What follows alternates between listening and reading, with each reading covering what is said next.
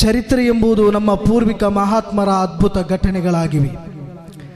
ಚರಿತ್ರೆಗಳು ಇಲ್ಲದಿರುತ್ತಿದ್ದರೆ ಇಲ್ಲಿ ಪರಂಪರೆಗಳೇ ಇರುತ್ತಿರಲಿಲ್ಲ, ಇಲ್ಲಿ ಧರ್ಮಗಳಿಗೆ ಆಧಾರವೇ ಇರುತ್ತಿರಲಿಲ್ಲ, ಇಲ್ಲಿ ಇತಿಹಾಸಗಳೇ ಸೃಷ್ಟಿಯಾಗುತ್ತಿರಲಿಲ್ಲ.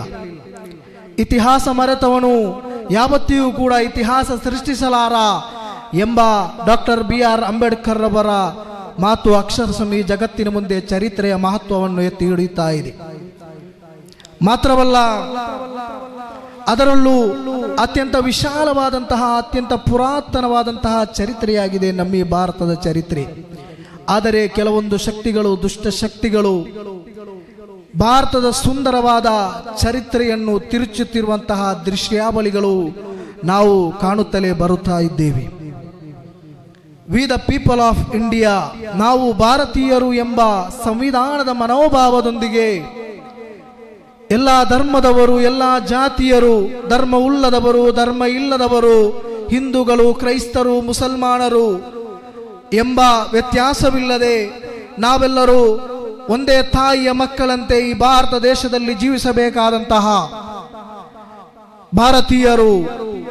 ಅವನೊಬ್ಬ ಮುಸಲ್ಮಾನ ಎಂಬ ಮಾತ್ರಕ್ಕಾಗಿ ಅವನು ಮಾಡಿದಂತಹ ಸಾಧನೆಗಳನ್ನು, ಈ ದೇಶಕ್ಕೆ ನೀಡಿದಂತಹ ಕೊಡುಗೆಗಳನ್ನು ತಿರುಚುತ್ತಿರುವಂತಹ ದೃಶ್ಯಾವಳಿಗಳು ನಾವು ಕಂಡು ಬರುತ್ತಲೇ ಇದ್ದೇವೆ. ಮಾತ್ರವಲ್ಲ, ಅನಾದಿ ಕಾಲದಿಂದಲೂ ಮುಸಲ್ಮಾನರು ಆರಾಧಿಸಿಕೊಂಡು ಬರುತ್ತಿರುವಂತಹ ಮಸೀದಿ ತಾಣಗಳನ್ನು ಇಲ್ಲವಾಗಿಸುವಂತಹ ಷಡ್ಯಂತ್ರಗಳು ಎಲ್ಲೆಡೆ ಕೂಡ ನಡೆಯುತ್ತಲೇ ಇದೆ. ನಿಮಗೆ ಗೊತ್ತಿರಬಹುದು, ಲಕ್ನೋದ ಟಕೋಕಿಯಲ್ಲಿ ಬ್ರಿಟಿಷರ ಆಡಳಿತವನ್ನು ದುರ್ಬಲಗೊಳಿಸಿ ಅವರ ವಿರುದ್ಧ ಹೋರಾಟವನ್ನು ನಡೆಸಿ ನಿಮ್ಮ ಅಂತಿಮ ಆಸೆ ಅಭಿಲಾಷೆ ಏನು ಎಂಬುದನ್ನು ಕೇಳಿದಾಗ, ಈ ದೇಶದಲ್ಲಿ ಮಲಗುವುದಲ್ಲದೆ ನನಗೆ ಯಾವುದೇ ಆಸೆ ಇಲ್ಲ ಎಂದು ಹೇಳಿಕೊಂಡು ನೇಣು ಕಂಬವನ್ನು ಕೊರಳಿಗೆ ಹಾರವನ್ನಾಗಿ ಸ್ವೀಕರಿಸಿದಂತಹ ಅಶ್ಫಾಕುಲ್ಲಾ ಖಾನ್ ರವರ ಚರಿತ್ರೆಯು ಎಲ್ಲಿ ಹೋಯಿತು? ಮಾತ್ರವಲ್ಲ ಪ್ರೀತಿಯ ಸಹೋದರರೇ, 1857ರಲ್ಲಿ ತಾಂತ್ಯಾ ಟೋಪೆಯವರ ನೇತೃತ್ವದಲ್ಲಿ ಪ್ರಮುಖ ಸೇನಾನಿಯಾಗಿದ್ದಂತಹ ಶಂಸುದ್ದೀನ್ ಎಂಬ ಯುವಕ, ಆ ಯುವಕ ತನ್ನ 9 ತಿಂಗಳ ತುಂಬು ಗರ್ಭಿಣಿಯಾಗಿದ್ದಂತಹ ತನ್ನ ಪತ್ನಿಯನ್ನು ಬಿಟ್ಟು, ತಂದೆ ತಾಯಿಯನ್ನು ಬಿಟ್ಟು, ಕುಟುಂಬವನ್ನು ಬಿಟ್ಟು ಈ ದೇಶದ ಸ್ವಾತಂತ್ರ್ಯಕ್ಕಾಗಿ ಹೋರಾಟವನ್ನು ನಡೆಸಿ ಅಂತಿಮವಾಗಿ ಅಸುನೂಗಿರುವಂತಹ ಆ ಧೀರ ಯುವಕ, ಅವರ ಇತಿಹಾಸವು ಎಲ್ಲಿದೆ ಪ್ರೀತಿಯ ಸಹೋದರರೇ? ಮಾತ್ರವಲ್ಲ ಪ್ರೀತಿಯ ಸಹೋದರರೇ, ಓ ನನ್ನ ಮಕ್ಕಳೇ, ನನ್ನ ಎದೆ ಹಾಲು ನಿಮಗೆ ಸಿಂಧುವಾಗಬೇಕಾದರೆ ಈ ದೇಶಕ್ಕೆ ಬೇಕಾಗಿ, ಈ ದೇಶದ ಸ್ವಾತಂತ್ರ್ಯಕ್ಕೆ ಬೇಕಾಗಿ ಹೋರಾಟ ನಡೆಸಬೇಕು ಎಂದು ಹೇಳಿದಂತಹ ಅಲಿ ಸಹೋದರರವರ ತಾಯಿ ಆಬಿದಾ ಬೇಗಂ ರವರ ಚರಿತ್ರೆ ಎಲ್ಲಿ ಹೋಯಿತು ಪ್ರೀತಿಯ ಸಹೋದರರೇ?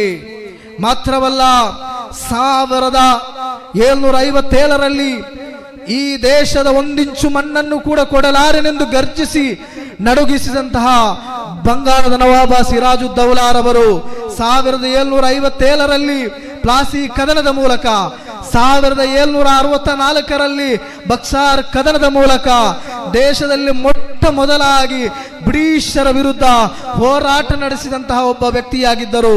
ಅವರು ಒಬ್ಬ ಮುಸಲ್ಮಾನರಾಗಿದ್ದರು. ಮಾತ್ರವಲ್ಲ ಪ್ರೀತಿಯ ಸಹೋದರರೇ, 1857ರಲ್ಲಿ ಪ್ರಥಮ ಸ್ವಾತಂತ್ರ್ಯ ಸಂಗ್ರಾಮದ ವೇಳೆ ಮೊಟ್ಟ ಮೊದಲಾಗಿ ಈ ದೇಶದ ಪರವಾಗಿ ಎದ್ದು ನಿಂತುಕೊಂಡು ಪ್ರತಿಧ್ವನಿಸಿಕೊಂಡು, ನೀವೆಲ್ಲರೂ ಈ ಸ್ವಾತಂತ್ರ್ಯಕ್ಕೆ ಬೇಕಾಗಿ ಹೋರಾಟ ನಡೆಸಬೇಕು, ಈ ಇಲ್ಲಿಂದ ಬ್ರಿಟಿಷರನ್ನು ಒತ್ತೋಡಿಸಬೇಕೆಂದು ಹೇಳಿ ಎಲ್ಲರನ್ನು ಒಂದುಗೂಡಿಸಿ, ಕ್ರಿಶ್ಚಿಯರು, ಮುಸಲ್ಮಾನರು, ಹಿಂದೂಗಳನ್ನು ಒಂದುಗೂಡಿಸಿಕೊಂಡು ಕರೆ ನೀಡಿದಂತಹ ಬಹದ್ದೂರ್ ಶಾ ಜಫರ್ ರವರು, ಅವರ ವಿರುದ್ಧ ಬ್ರಿಟಿಷ್ ಅಧಿಕಾರಿಗಳು ರಂಗೂರಿಗೆ ಅವರನ್ನು ಪಲಾಯನ ನಡೆಸಿಕೊಂಡು ಒಂದು ದಿವಸ ಅವರು ಜೈಲಿನಲ್ಲಿದ್ದಾಗ ಅವರಿಗೊಂದು ಉಡುಗೊರೆಯನ್ನು ಕಲಿಸಿದ್ದಾರೆ. ಆ ಉಡುಗೊರೆಯನ್ನು ಹೊದಿಕೆಯನ್ನು ತೆಗೆದು ನೋಡುವಾಗ ಅದರ ಒಳಗೆ ತನ್ನಿಬ್ಬರ ಕರಳ ಕುಡಿಗಳ ತನ್ನಿಬ್ಬರ ಮಕ್ಕಳ ಅಲ್ಲಿ ತಲೆಗಳಾಗಿದ್ದವು ಕಾಣುತ್ತಿದ್ದವು. ಅದನ್ನು ಕಂಡು ಅವರು ಮರುಗಿಕೊಂಡು ಅವರಿಗೆ ಸ್ವಂತ ಊರಿನಲ್ಲಿ, ಸ್ವಂತ ದೇಶದಲ್ಲಿ ಕೂಡ ಮರಣ ಹೊಂದಲು ಅವಕಾಶವನ್ನು ನೀಡದೆ ಅತ್ಯಂತ ಕ್ರೂರವಾಗಿ ವಧಿಸಿದ್ದರು. ಅವರು ಕೂಡ ಒಬ್ಬ ಮುಸಲ್ಮಾನರಾಗಿದ್ದರು ಪ್ರೀತಿಯ ಸಹೋದರರೇ. ಮಾತ್ರವಲ್ಲ, ಬ್ರಿಟಿಷರ ವಿರುದ್ಧ ಅತ್ಯಂತ ಧೀರವಾಗಿ ಹೋರಾಟ ನಡೆಸಿದಂತಹ ಹೈದರಾಲಿ ಮತ್ತು ಅವರ ಮಗ ಟಿಪ್ಪು ಸುಲ್ತಾನ್ ರವರು 1764ರಿಂದ ಹಿಡಿದು 1799ರವರೆಗೆ ದೀರ್ಘ 35 ವರ್ಷಗಳ ಕಾಲ ಬ್ರಿಟಿಷರ ವಿರುದ್ಧ ಹೋರಾಟ ನಡೆಸಿ ಅವರನ್ನು ಬೆವರಿಳಿಸಿ ಅವರಿಗೆ ದೊಡ್ಡ ತಲೆನೋವಾಗಿದ್ದಂತಹ ಟಿಪ್ಪು ಸುಲ್ತಾನ್ ರವರು ಈ ದೇಶಕ್ಕೆ ಬೇಕಾಗಿ ತನ್ನಿಬ್ಬರ ಮಕ್ಕಳನ್ನು ಒತ್ತೆ ಇಟ್ಟುಕೊಂಡು ತನ್ನ ಪ್ರಾಣವನ್ನು ಈ ದೇಶಕ್ಕೆ ಬೇಕಾಗಿ ಅವರು ಕಳೆದುಕೊಳ್ಳುತ್ತಾರೆ.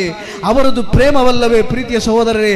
ಆದರೂ ಕೂಡ ಕೆಲವೊಂದು ವ್ಯಕ್ತಿಗಳು ಅವರನ್ನು ದೇಶ ಪ್ರೇಮಿಯಲ್ಲ ಎಂದು ಹೇಳಿ ದೇಶದ್ರೋಹಿ ಎಂದು ವರ್ಣಿಸುತ್ತಾ ಇದ್ದಾರೆ. ಅವರಲ್ಲಿ ನಮಗೆ ಹೇಳಲಿಕ್ಕಿರುವುದು, ಓ ಪ್ರೀತಿಯ ಸಹೋದರರೇ, ನೀವು ಪಠ್ಯ ಪುಸ್ತಕದ ಪರಿಷ್ಕರಣೆ ಮೂಲಕ ಅವರನ್ನು ತೆಗೆದುಹಾಕಿದರೂ ಕೂಡ ಒಬ್ಬ ಭಾರತ ಹೃದಯದಿಂದ ಖಂಡಿತವಾಗಿಯೂ ಸಾಧ್ಯವಿಲ್ಲ ಎಂದು ಮಾತ್ರ ಹೇಳುತ್ತಾ ಸಮಯದ ಅಭಾವದಿಂದ ನನ್ನ ಮಾತಿಗೆ ಕಡಿವಾಣ